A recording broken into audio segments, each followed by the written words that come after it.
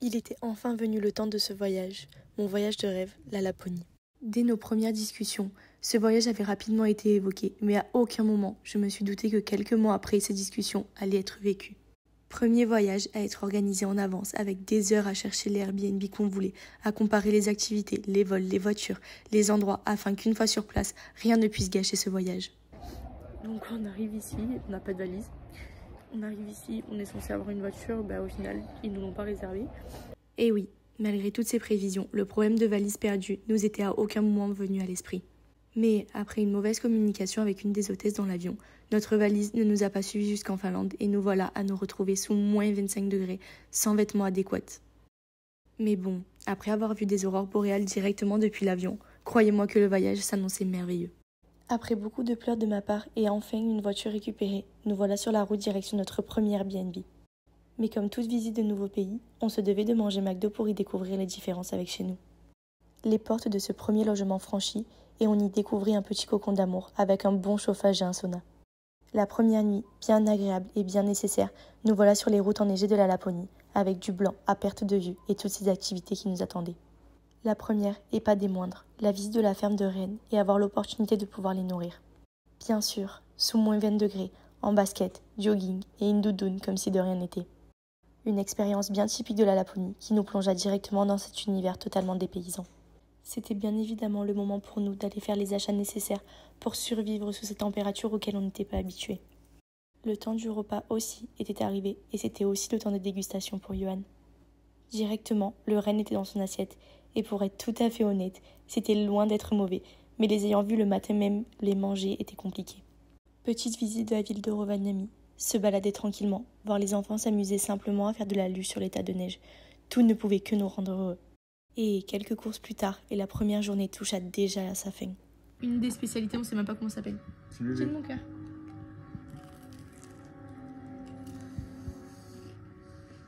Non, moi j'aime bien. Ça n'a aucun intérêt. Et oui, déjà le deuxième jour. Cette deuxième journée annonçait une activité qu'on attendait particulièrement. On va faire quoi? Pour cette deuxième journée, c'était motoneige. Une activité vraiment incroyable. Et bien sûr, devinez quoi? Johan nous a fait tomber de la motoneige et a réussi à se prendre un panneau. Honnêtement, quand on y repense, c'était vraiment très drôle. Mais sur le moment, on a plus eu peur que ce qu'on a rigolé. Qui dit Laponie dit passage obligatoire au fameux village du Père Noël. Et croyez-moi qu'on l'a vu plus d'une fois parce que je voulais le voir, de nuit, de jour, enfin, sous tous les angles. Et bien que Noël pour moi est l'une de mes périodes préférées, avec ce monde, profiter de ce lieu est presque impossible. Chaque boutique, chaque bar, chaque restaurant était bondé de monde. Pour le moindre café, c'était une demi-heure d'attente. On y est retourné pour notre dernier jour, et là, tout le monde était parti, donc beaucoup plus agréable à visiter. C'était déjà pour nous le moment de changer de Airbnb et de faire nos petites valises. Chaque jour, c'était minimum une activité. Se couvrir et se découvrir 600 fois dans la même journée.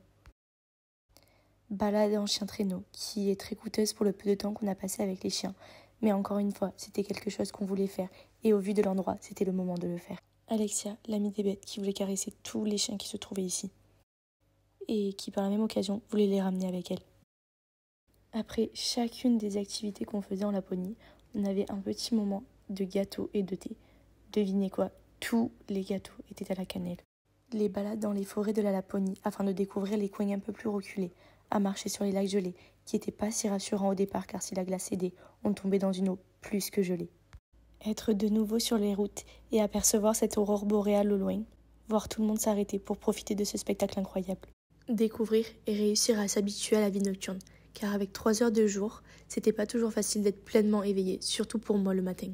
Assister également à un match de hockey. Et ça, vraiment, c'était dingue. Et pourtant, ce n'était pas la première activité à laquelle on avait pensé. Avec comme première partie des petits qui jouaient au hockey et des petites patineuses artistiques. Et aussi une chanteuse, mais on la connaissait pas et on comprenait rien. Et le temps d'autres péripéties arrivait. Le second Airbnb qui était juste génial n'avait malheureusement pas d'eau et donc pas mal de changements obligatoires une fois sur place. Mais chaque mauvaise nouvelle se suivait toujours d'une bonne nouvelle. Là par exemple, en partant à l'autre Airbnb, on a vu un petit renne sauvage. Regardez à quel point ce Airbnb était si mignon. On avait vraiment pris du temps à choisir nos 2 Airbnb pour qu'ils puissent tous les deux avoir un petit truc d'atypique. Et celui-là était vraiment trop mignon, au milieu de rien, perdus dans la neige face à un lac gelé. Ils avaient même laissé le sapin de Noël. Vraiment, que demander de plus? Mais bon, les canalisations n'ont pas tenu au moins 25. Une activité importante n'a pas encore été citée, mais il était enfin venu le temps pour nous de skier en Laponie. Et qui aurait cru qu'un jour, on allait skier sous moins de 35 degrés, et en plus de ça, de nuit, après seulement 2 mois de relation. Voilà, on est à deux, sur une sorte de turfesse, enfin une ancre. De la poudreuse à perte de vue, des pistes de tous les côtés, bien qu'on s'est même perdu dans la station. C'est à ce moment-là que j'ai failli perdre ma vie parce qu'il a voulu me faire passer par une piste qui n'était pas une piste. Bien évidemment, j'ai déchaussé. Non mais regardez ces différences entre le coucher du soleil et skier de nuit. Vraiment, c'est incroyable. Pour quelqu'un qui n'avait pas skié depuis au moins 3 ans, je trouve que ça passe. Et bien que j'ai cru y perdre un doigt et ma vie, l'expérience du ski restera gravée à jamais dans ma mémoire. Bon, alors obligé de vous dire. Du coup, on a été changé d'appartement et on s'est dit, vas-y, on va retrouver un appartement stylé et tout. Pas du tout. Regardez. Voilà l'appartement. Voilà, c'est pas possible. On arrive là, regardez avec quoi je suis en train de faire des pâtes. Avec une bouilloire. On voit mes petites boîtes qui sont là. Le voyage n'étant pas fini, nous voilà de nouveau à faire une balade, parce qu'on voulait absolument voir du paysage et pas seulement rester dans une ville à faire tous les jours la même chose. C'était le moment pour nous de la visite du parc de glace et par la suite de l'hôtel-restaurant de glace, qui étaient 2 lieux totalement différents. Ce restaurant nous laissait à tous les deux un souvenir hors du temps. Manger au milieu des sculptures de glace directement taillées à même la glace, ou même les verres sont faits de glace et sont faits pour être jetés après y avoir bu. Moi et mon côté enfantin qui voulions faire toutes les activités possibles, en passant par la luge, la grosse bouée, ou alors même glisser sur le toboggan de glace. Je vous assure que je n'ai pas perdu une seule miette de cet hôtel-restaurant de glace. Toutes les activités y sont passées. Non mais regardez-moi la beauté de ces sculptures et de cet endroit. Par contre, frileuse comme je suis, impossible que je dorme ici. Toutes les chambres avaient un thème différent, mais mon Dieu le froid qu'il faisait. Dans l'hôtel se trouve même une chapelle en glace. Coup de cœur pour la chambre Pulse. Je tire littéralement mon chapeau aux artistes qui ont fait cet hôtel de glace.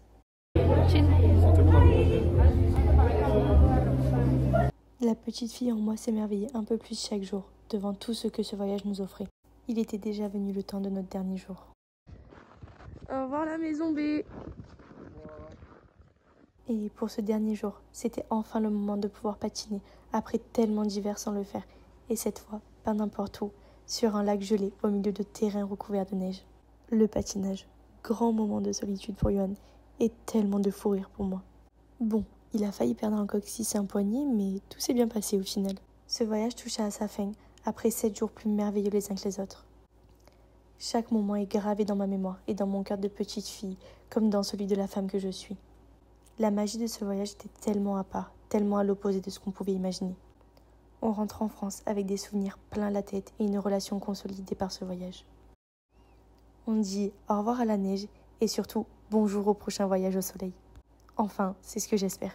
Et bien sûr, à très vite pour de nouveaux souvenirs, de nouvelles péripéties, parce que quand on voyage avec moi, c'est sûr qu'il y a des péripéties. Des bisous au village du Père Noël.